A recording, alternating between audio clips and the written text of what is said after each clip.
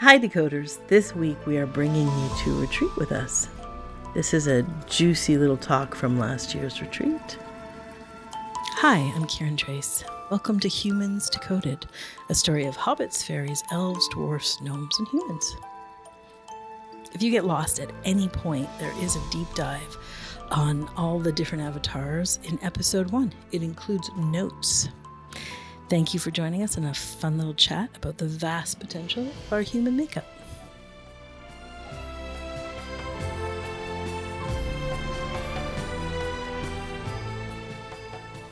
Hi Leela, hi Cami. Hi Kiran, hi Cam, hi Decoders. Hello Kiran and Leela.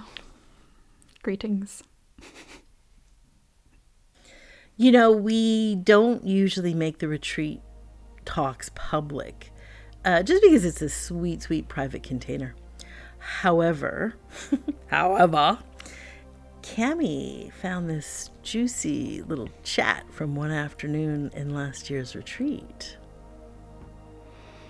Yes, that is one of the perks of actually attending retreat, is walking away with a week's worth of incredible audio recordings. So I tend to just have them on in the background, listening back throughout the year. And there was this one particular segment I really love, and I remember when I was listening to it at retreat, it was one of those moments of thinking, oh my god, this is pure gold. Like, I wish I could share this, because I'd never heard it explained in that way before.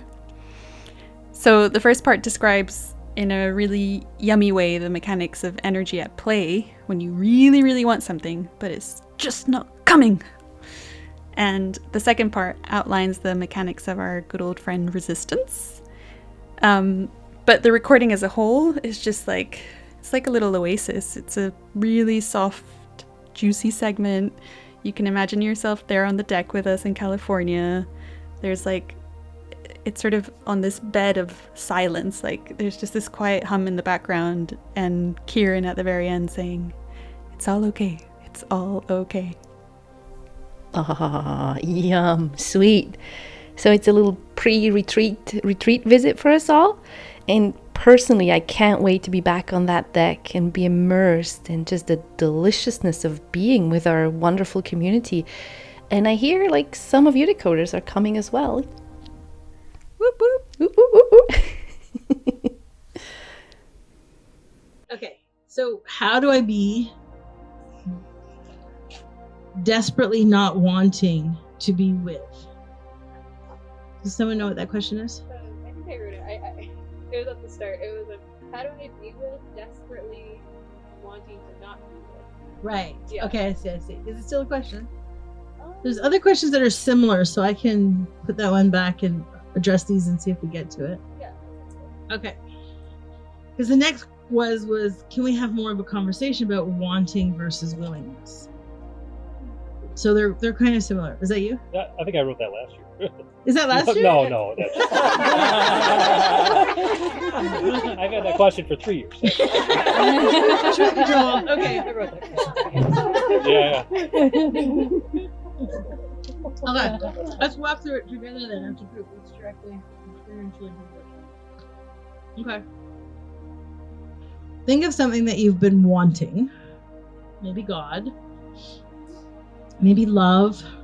I don't know. It could literally just be like maybe it's a baby or maybe it's $1 million or maybe it doesn't matter. Like whatever it is that you have wanted. Let me know when you've got it. So here's the thing we've been wanting. I'm like, okay, so I'm going to use love as one because that's pretty much talks about God or something too, right? So it's like I really, really, really want love. And now I've done a million things, because if you're here, you've done a million things, right? Like I've taken the classes, been to the retreats, read the books, watched the shows. You know, like I know it. I know it all, right? And I've done it all, and it's not here. So it's like this carrot. And I keep headed for this carrot. I will say, along the way, I've learned a thing or two. I took this class and I found out about boundaries. I, picked up these meditation books, and started to like hear about connection, whatever it is, right? So I don't want to admit it, but I've actually gained some tools and gained some insight running after this carrot. But I don't want to say that happened because the only thing I've actually wanted is the carrot. I didn't want all this other shit,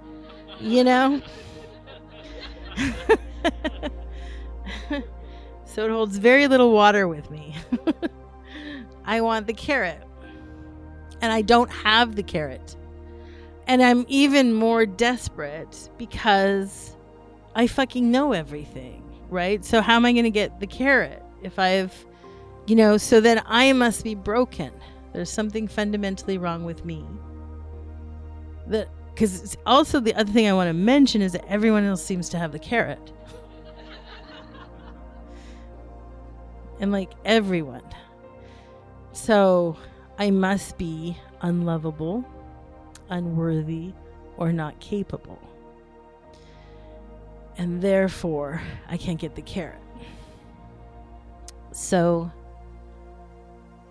if I'm not capable, and if I'm not worthy, and if I'm not good enough, I must fundamentally be a piece of shit.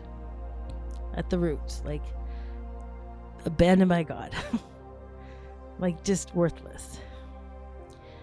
And so maybe that ache of actual terrified of abandoned by God and fundamentally a piece of shit is the thing that wants the carrot. That's the relationship. The wound wants the thing. And so that feels like wanting, right? Longing, really thirsty, really, that's what that is. But God's not offering you that because you're being. That's not true for your being. You've never been a worthless piece of shit. You've never been disconnected. You've never been less than. So you're chasing this thing to fulfill the wound. And a wound that isn't here. Totally an illusion. Now, I'm not saying the pain's not there. And I'm not saying the core misunderstanding isn't there. I'm saying there's no reality to it. And so the only thing you can have is reality. Now, here's what's interesting. If you can see through that illusion and see that it could not be possible. We did this a couple nights ago, for you to be a piece of shit. It could not be possible for you to be abandoned by God. It's an impossibility. It's something, it's like asking to have a fifth hand. You don't have one. It's not even relevant in reality. So then we move over to this place. You just sit with the love. It's that simple. Is there love here? And now everybody look right now. Is there love here? And I'll wait till you can see. You don't have to go very far to feel it. Now that's willingness. I asked you to just go and see if the love was here. And your awareness was willing. It may have taken 4 days for you to find that willingness and to be saturated in it. But willingness is without a wound driving. Willingness is, as Cami said, just this something that just already is. It's already here. It's available. It's the simple moving towards. And it's open-handed. It's maybe you were going to find love or maybe not. But you're going to look. And it feels like when I was wanting, I was open-handed and I was willing to look. And it's there was a real grip, a real dense grip, because it was coming from the wound. And sort of a quantum element of reality is like there's a desire in your being and a grip. And the grip, it meets the desire in your being and it repels it. It's too many positive forces.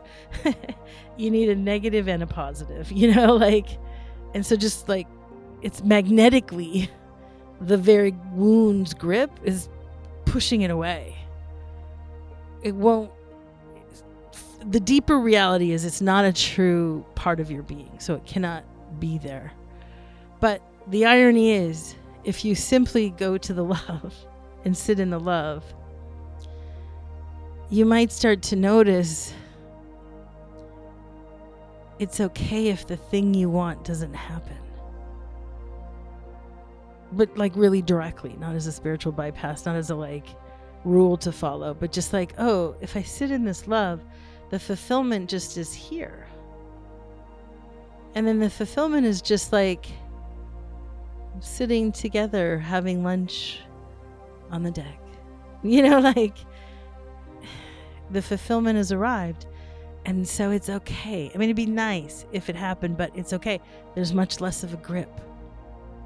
And ironically, the very thing that you were begging for will find its way to you if there's any truth to it without the grip. But you cannot let go. You cannot get rid of the grip. What you need to do is see through the illusion and sit in the having it. Sit in the love. Sit, and if you can't get to love that day, sit in the light. And if you can't get to light that day, sit in source and silence. And if you can't get there that day, you better call somebody here and just have a little quiet sit. If you can't get to something, it's because the wound is covering your eyes so strong. We got to see it. Yeah? Cool? Okay. The willingness comes from the moment, not you or the wound. Always in the moment. But it's just this moment. It's not the next one.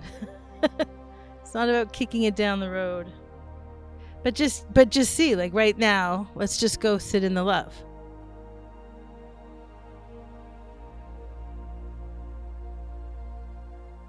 Does the love have a question? Is the love trying to hold a little tool in its pocket? Because you're going to get on a plane later and you'll want to remember it then? No. So we can just drink in that love. And that love's going to be here for you. Even if you are not aware of it. It's not going to go anywhere. And you can check. Check right now about that love. If you lose your attention to it, it's still going to be here, yeah? So you can put your attention anywhere. That's why you can fumble and fail and you're totally forgiven. Totally. Because this isn't going anywhere. Okay, can you please talk about agitation showing up in meditation practice? So agitation shows up in meditation. Anybody never had that happen? No.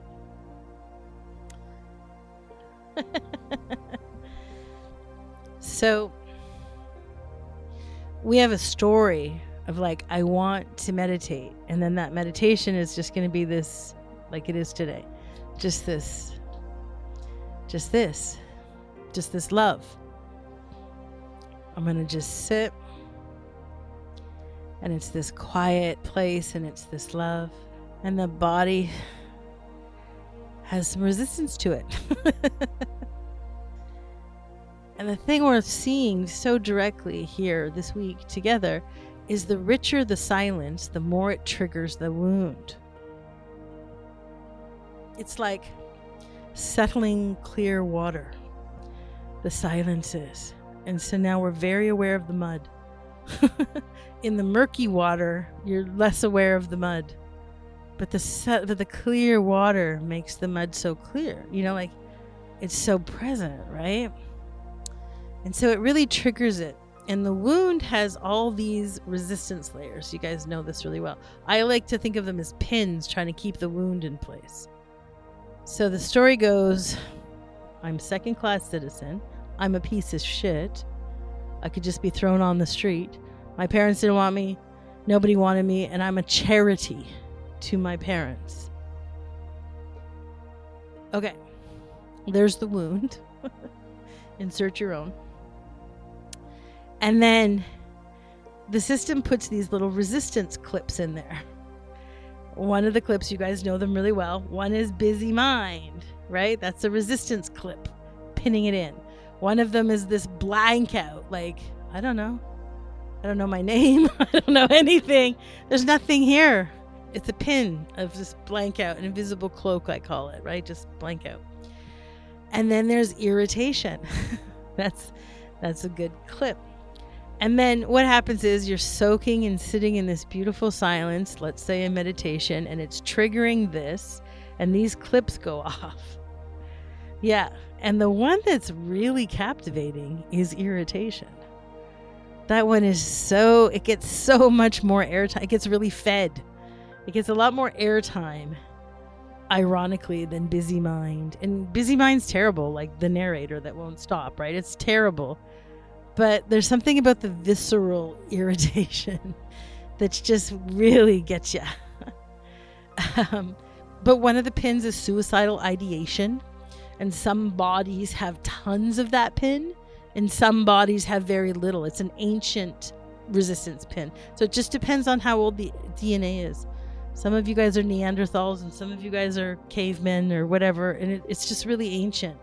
And so some bodies are just littered with suicidal ideation and some none. And some it's just a few pain bodies have it. Like, because sometimes people have like really, really clear, many years super awake, and then suddenly a chunk is up and they're like total suicide ideation. They never felt it in their lives before, you know? And it was like, oh, because they just had 3 or 4 of those pins and they were like in these things. It doesn't make those things more real than anything else. But okay, so here's this story and then here's these pins. We come into meditation, it hits at this trigger because this is muddy water, like, so this clear water comes over and like stirs the mud, and then all these pins go off, and they're really good at bouncing you right from actually touching it and actually being with it. So in class, in practice, it takes a minute. It takes some time to learn how to be with something. And so to actually be with the discomfort, it's a practice. And the more physically painful the irritation is, the harder it is to be with. And learning to just be with it is a profound practice of seeing through illusion in a way. Understanding that you are not in control and this will change. The constant in life is that it will change. But the busy mind piece of that resistance going, this is never going to change. I've done absolutely everything. This is exactly the same. I've got 1 inch ahead. Nothing was transformed. I fucking flew to California. I had this incredible week. I totally saw God. And here I am again. Fucking nothing's changed. You know, like, yeah. So that's that busy mind looping its story. And the irritation's going off. And it's a thing. But when we can find the thing and we really, it takes the seasoning of embodiment and then accelerated healing. Like they really are these extended, it looks like a bunch of tools, but it's actually just this extended movement. But it's really in accelerated healing that we're like, you can just be with it. And it's when we're starting to learn that alchemy practice. And then it's so phenomenal to just like be with it. It takes a moment to get there. And when you get there, it's so much simpler. When we drop the story that it shouldn't be here, when we drop the story that I don't want it to be here, when we drop the story that it's never going to go away, when we drop the story that this is it forever, it must just be like this from now on. We all have that one. It's happening, it just keeps happening. So this is probably it forever. So there's a lot of those things in the way of just being with. So it's not an instantaneous movement, but we can get to learn to be with. And if it's at the resistance level, it will resolve itself. It will burn itself through. So yeah, it's kind of a lot of things at once. So the irritation is trying to bounce you from the stillness, and it's doing a good job because you're focused on it instead of the stillness. So then it's being fed. So then it's trying it again a little stronger, a little more intensely. So then learning how to be with it is a little more hard. And then everybody's system is unique. You know, some of us have attention deficit disorder. And then it's like, you know, busy mind is a constant. And then irritation is a constant, you know? And so recognizing how to be with that and then how to find the silence inside of it is a genuine thing.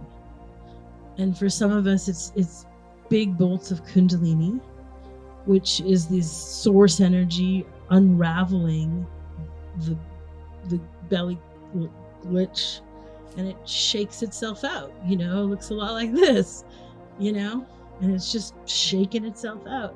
But it's like, can you just be with this? You know, and part of we were practicing this earlier in the week, and in class we did a lot, but it's like part of being with it is to expand to the whole moment, right? That it's not just this is happening and all of this is happening, and none of this is in my control, so none of this is my business. So I lean back into the love, and I'm going to watch how love resolves this. So it's different. Everybody is unique, but everybody is intelligent. It's totally intelligent. It's not a problem at all. It's just always a blessing. You know, I have a truth statement on my bureau. Cami painted them for me, these lovely painting truth statements in these little gold frames. You know where there's 3 or 4 picture frames together like a little accordion? So they have little truth statements, and then the one in the middle says blessings, blessings, and blessings. It's the truest statement there can be. It's all that it is. But it's great to remember it. And then the other one says, take your paddle out of the water.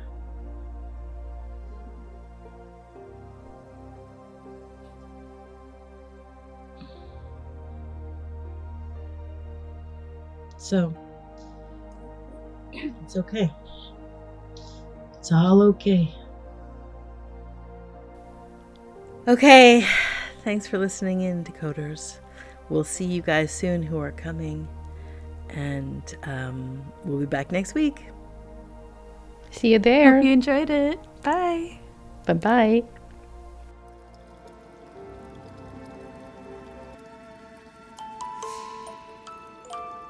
Thank you for listening. We obviously love hearing what you think. Your feedback helps us make a better show for you to listen to. So feel free to comment, and you can do it at Facebook, which is the Humans Decoded podcast. And if you're not on social, you can always email any questions to us at outreach@kirantrace.com. And thanks for listening. We love you.